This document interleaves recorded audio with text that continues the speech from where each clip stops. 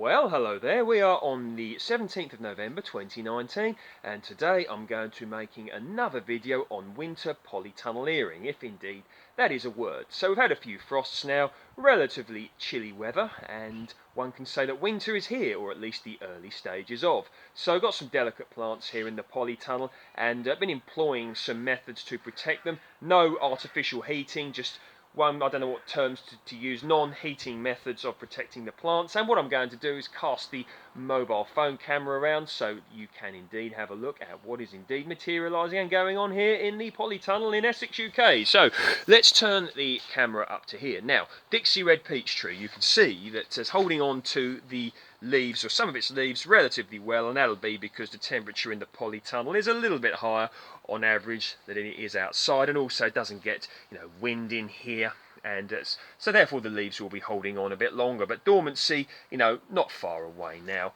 And here, this is another peach tree, variety Peregrine, and you can see that's once again holding on to its leaves. No obvious signs of dormancy. And here, Nectarine Lord Napier, not holding, is holding on to its leaves, and no obvious signs of dormancy here yet. So certainly holding on. Now, these are in their pots, okay, still, so I'm still watering them, and I'm using liquid seaweed feed, as indeed I am for everything in here.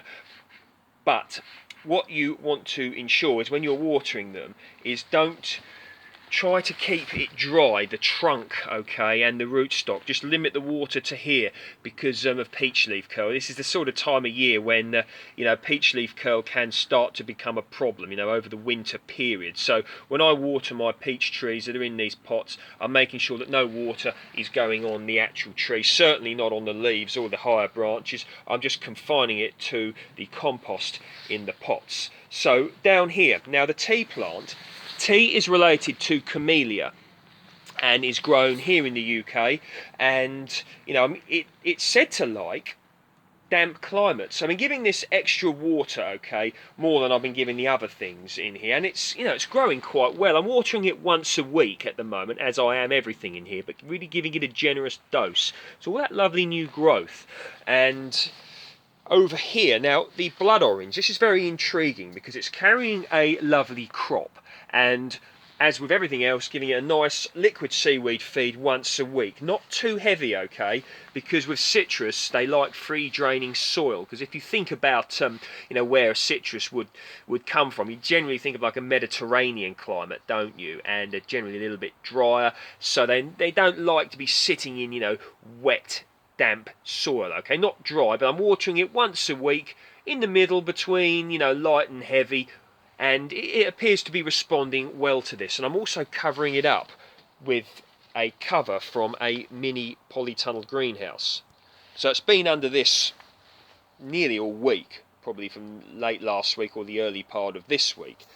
And I just put that over, and it's doing very well. Of course, it's getting frost protection from the actual polytunnel, and the additional layer is helping it some more. Now, I think really many citrus trees, they are hardier than we give them credit for, provided it doesn't get too cold, obviously, and provided the temperature bounces back well during the day. But I'm not prepared to take risks with this tree here, because I think it's going to be an absolute powerhouse, although something is eating the leaves here.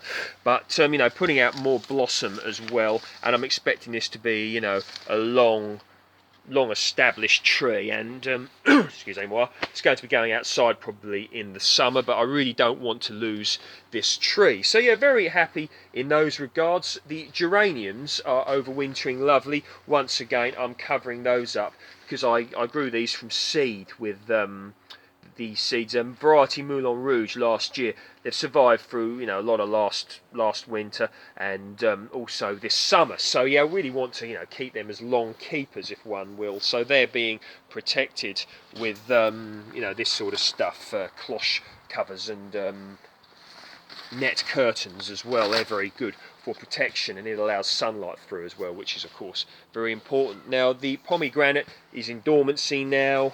The yuzu is in dormancy. Not the yuzu, sorry, the persimmon, otherwise known as Sharon fruits, in dormancy.